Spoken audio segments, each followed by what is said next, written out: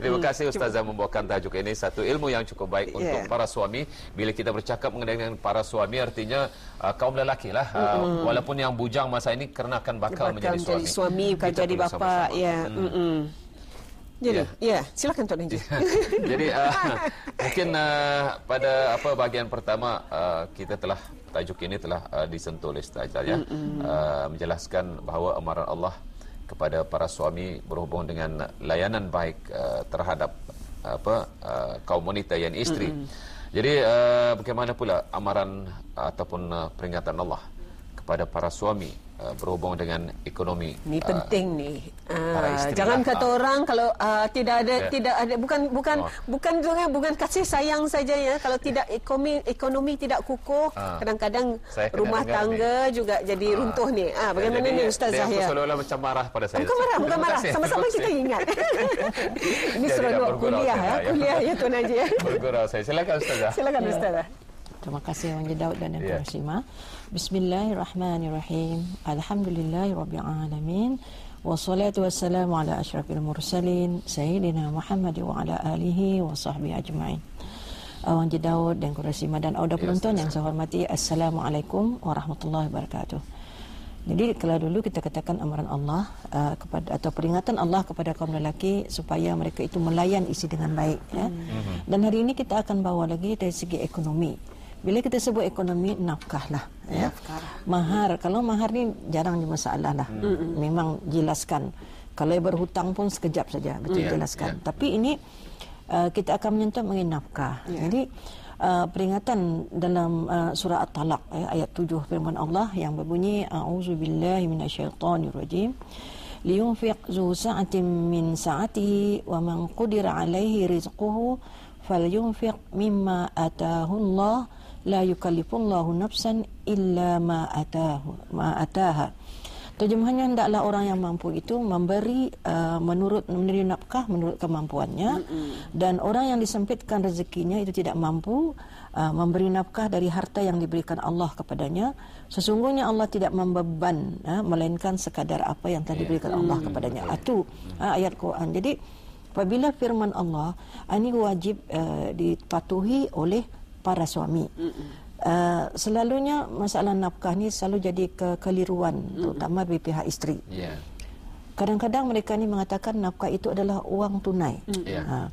Jadi nafkah asalnya iaitu makan minum serta keperluan, kemudian pakaian serta keperluan dalam masa 6 bulan sekali semua satu-satu. Kemudian pembantu rumah jika mampu, tempat tinggal. Ini yang wajib disediakan oleh suami, perkara asas.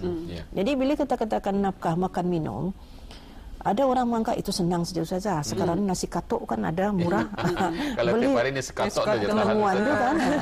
Jadi bila kita katakan nafkah ini, artinya beras, ikan, sayur, barang keperluan tentulah periuk, belanga.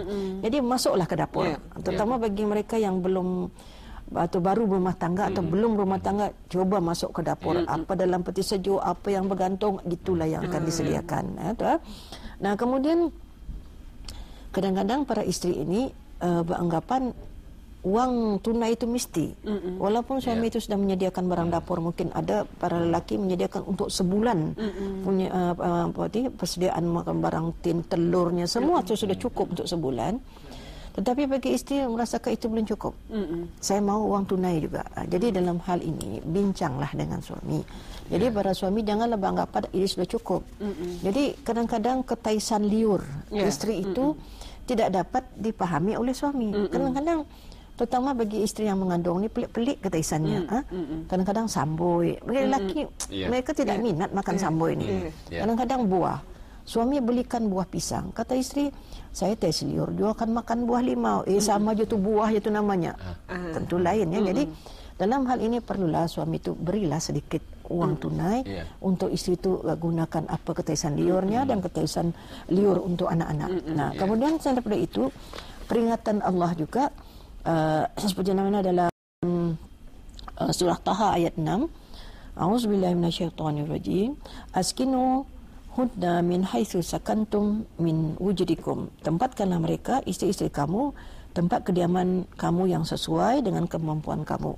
Jadi di sini masalah tempat tinggal selalu jadi pertikaian di antara suami isteri. Kadang-kadang suami itu belum dapat menyediakan sebuah rumah.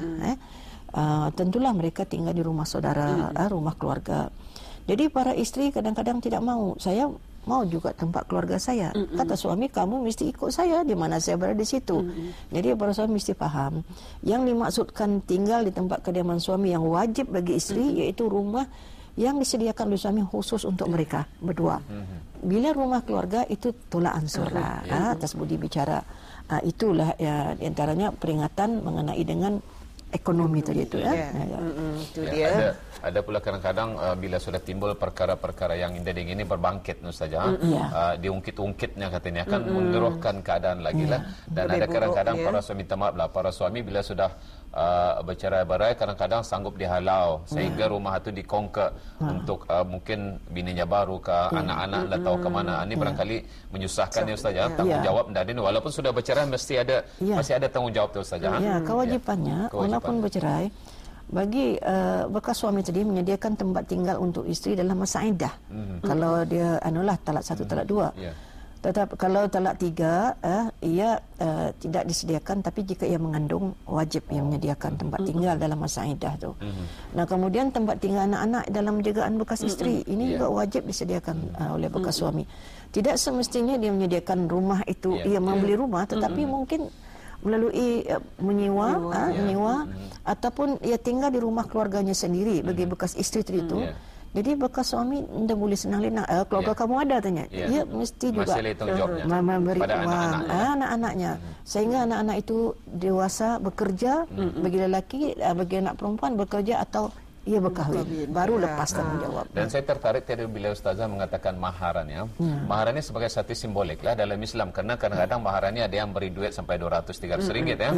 Ada yang beri cincin, ada yang beri emas ataupun ada yang memberi kadang-kadang Al-Quran dan sebagainya Ustazah.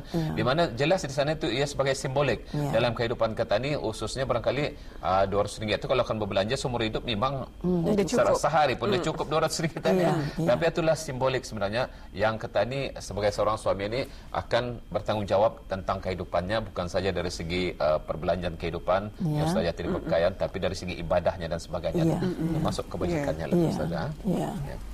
Ya, Ringo. Ya, seterusnya juga tadi kita bercakap mengenai ekonomi, kasih sayang ya, tapi bagaimana pula dunia dan akhirat isteri ini? Ya. Adalah kewajipan suami. Kadang-kadang kita dengar juga ada para isteri kadang-kadang menyeleweng.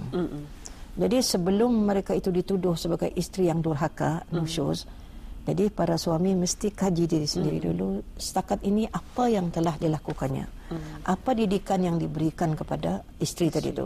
Dalam Al-Quran ada jelas tu, dalam surah At-Tahrim ayat 6 yang berbunyi, ya ayyuhallazina amanu qu anfusakum wa ahlikum nara wa quduhan nasu wal hijarah.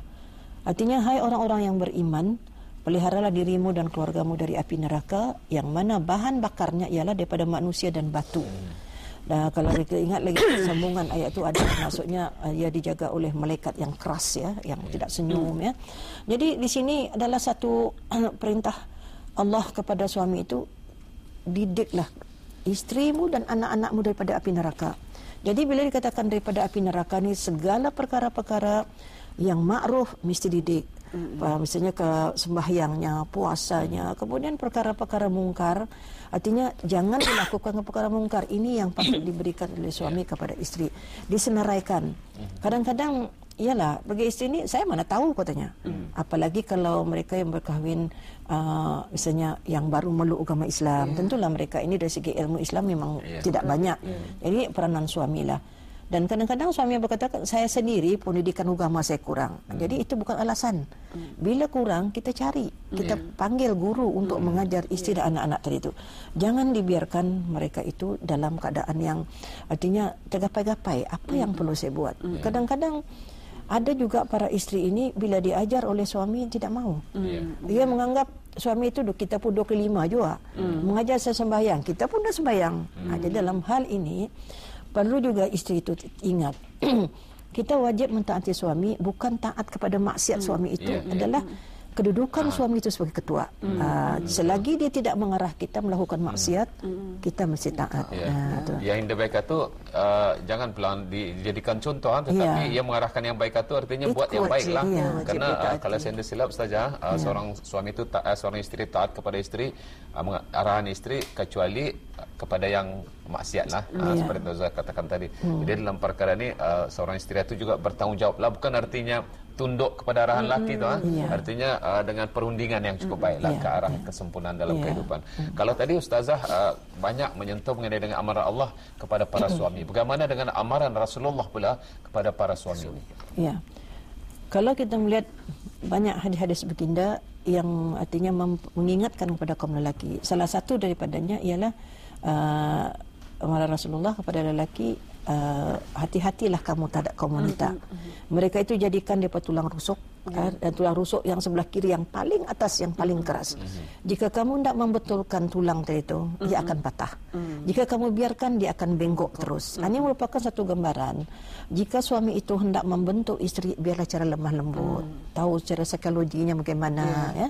Kalau suami itu terbentak-bentak, artinya mengarah istri, seperti mana misalnya dengan dengan nada suara yang tinggi, istri tidak akan melayan. Ia hanya masuk kanan keluar kiri. Tetapi kalau secara lemah lembut, dengan mukadimahnya, saya sayang kamu, saya kesal, saya takut kepada Allah, saya takut lagi kepada Allah tentang diri kamu. Jadi dipujuk sedemikian, insya-Allah ia akan mengikut.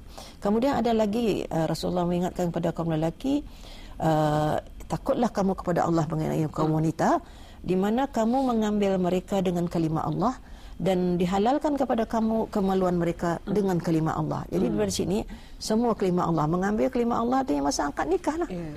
Jadi semua kalimah Allah, hati-hati, jangan bermain dengan kalimah Allah ni.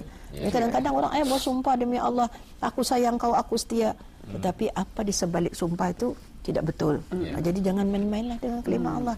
Rasulullah mengingatkan kepada kaum lelaki. Dan kemudian dari segi nafkah tadi itu Rasulullah ada mengingatkan. Jadi uang 1 dirham yang dibelanjakan untuk membebaskan hamba, untuk ditunaikan di jalan Allah, bersedekah kepada anak yatim dan membelanjakan kepada keluarga, maka uang yang ditunaikan untuk keluarga itu yang sedekah yang paling afdal. Jadi kalau kita lihat untuk membebas hamba jalan Allah, membantu menderma sana sini, ada orang sanggup membantu sana sini, tetapi istri di rumah, anak-anak di rumah tidak makan, minta uang tidak ada, tapi bila ia bersedekah sana sini ada. Menderma lah tu. Menderma bagus, memang dialuk-aluk, tetapi pastikanlah yang lebih afdal, yang keutamaan itu diberikannya utama dulu. Dalam agama Islam baru yang utamakan keluarga. Dan tadi itu dia tadi pesanan Rasulullah kepada para suami, dan kita ingin mendengar pula mengenai dengan peranan hubungan mertua ni pula ni Ustazah. Ya. Jadi antara mentua dan menantu ini adalah antara ibu dan anak itu maksudnya. Jadi di sini mestilah saling hormat menghormati, taat mentaati. Sebagaimana kita hormat kepada orang tua kita, maka begitulah juga kita hormat kepada mertua. Seandainya anak menantu ini menghormati mertua, insya-Allah mertua itu akan sayang kepada menantu. Dan kita juga bagi para mertua ini, bila kita melihat menantu kita mungkinlah tidak berkenan di hati kita keulahan mereka, jangan menganggap umur mereka itu sama dengan umur kita yang sudah dekat 60 misalnya kan. Mereka mungkin 20 lebih, baru belasan tahun. Memanglah dari segi cara mereka berfikir itu lain. Kemudian segi di dapur, anak menantu perempuan misalnya, mungkin dah pandai masak. Jadi kita jangan dibandingkan kita zaman dulu dengan sekarang. Kalau kita zaman dulu umur 6 tahun sudah menyedai kain, naik atas kursi, masak nasi. Umur 6 tahun ibu kita masak nasi. Tapi anak-anak sekarang pembantu rumah kan ada. Jadi jarang mereka ini disuruh ke dapur. Tentulah mereka ini kurang pandai. Jadi kita para mertua timbang rasa juga. Dan begitu juga menantu lelaki. Mungkin saja mengerjakan mungkin kalau kerja-kerja macam di keadaan rumah, di sekitar rumah, mungkin mereka ini agak janggal. Tidak pernah mengerjakan atau menyapu rumah, menyangkul apa pernah. Sikit saya menyangkul sudah penat saya, ambil minyak gosok. Jadi kadang-kadang kita kata muda-muda so sakit pinggang. Dah heran nih.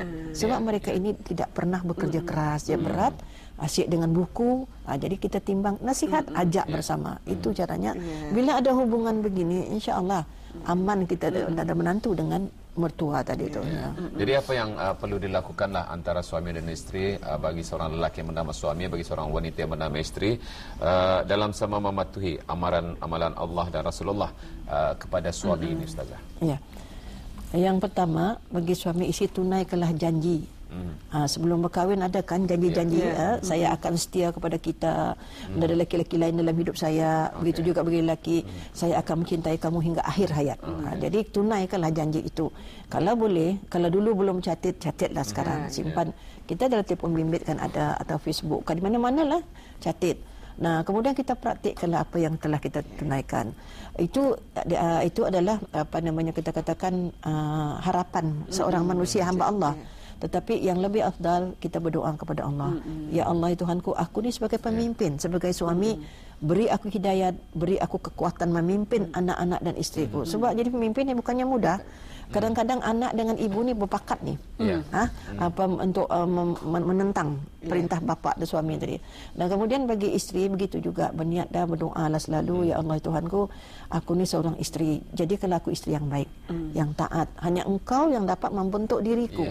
Jadi kita minta begitu. Dan selain daripada doa itu, kita praktikkanlah baca buku selalu, ya. Dengar ceramah. Jangan dah suka dengar ceramah. Ini bukan pula saya suruh kempen, tapi kadang-kadang dalam ceramah, baik di radio, di mana-mana kita dengar, atau buku-buku atau artikel apa tu, ada pengajaran. Kita duduk sekejap, kita baca 2-3 patah perkataan pun sudah boleh mengajar kita. Jadi itulah di antara caranya. Nah, kemudian perbincangan secara terbuka, dengar. Jadi pendengar yang baik ini untung. Dengar kata suami, dengar kata isteri. Jangan bila isteri bercakap, maaf sibuk kau ni. Dengarlah sekejap. Kalau sibuk betul, ya sibuk. Mungkin sambil minum, sambil melihat TV sekejap. Itulah meluangkan masa, sekejap. Bukannya susah sangat. Ataupun kalau betul-betul sibuk, 5 minit lah ya. Jangan lebih. Jadi kita pun kalau suami mahatkan 5 minit, terlampau je kita. Buatlah 5 minit. Bukan susah sangat 5 minit. Jadi bila Ustazah mengatakan walaupun tidak ditaklikkan dan tidak diucapkan bahawa aku akan menjaga kau, dan bila sudah mengatakan cinta dan bila sudah meminang dan bila sudah menerima, artinya dalam kurungan itu sudah ada seolah-olah ada tertulis, ya. Walaupun tidak ditaklikkan, tidak dinyatakan, tertulis perjanjian ingin kebahagiaan. Artinya bila menuju kebahagiaan itu pasti sama-sama akan bekerja sama. Suami membantu isteri, isteri membantu suami, suami membahagiakan isteri, isteri membahagiakan suami. Jadi dalam arti kata itulah cinta di dalamnya tu. Jadi di sanalah sebenarnya nilai-nilai kehidupan berumah tangga ni. Yang penting jangan meninggikan suara antara satu dengan lain. Kalau salah seorang meninggikan suara, dijawab lagi akan bahaya jadinya. Jadi kalau apalagi kalau dua-duanya berperundingan, yang katanya Ustazah, sentiasa dengan nada yang rendah, mungkin ini akan selamatlah. Alhamdulillah, insyaAllah perundingan pun nyaman, anak-anak pun mendengar nyaman, walaupun ada masalah, tapi macam ada masalah yang berunding. Alhamdulillah. Yang penting kalau dalam keadaan marah tu malamkan dululah, sajukkan dulu. Kalau kita ni Ustazah dalam agama Islam disuruh orang tu berudu, sembahyang, berdoa, membaca Quran dan sebagainya. Kemudian saya bukannya motong. Silakan Ustazah. Saya pernah terbaca satu artikel di mana kalau kita tengah marah, hati kita panas, minum air kelapa muda. Ia menyejukkan, menurunkan kemarahan kita. Walaupun bukan minum air saja pun sudah menyejukkan, menenangkan. Sebab marah tu syaitan. Syaitan tu kalah oleh air. Sebab tu Rasulullah nyuruh kita berwudu. Kemudian ada ketika kita baca, cuba minum air kelapa muda. Itu dia satu tips lagi. Kalau saya, orang yang marah itu adalah orang yang lapar. Orang yang lapar adalah yang belajar makan.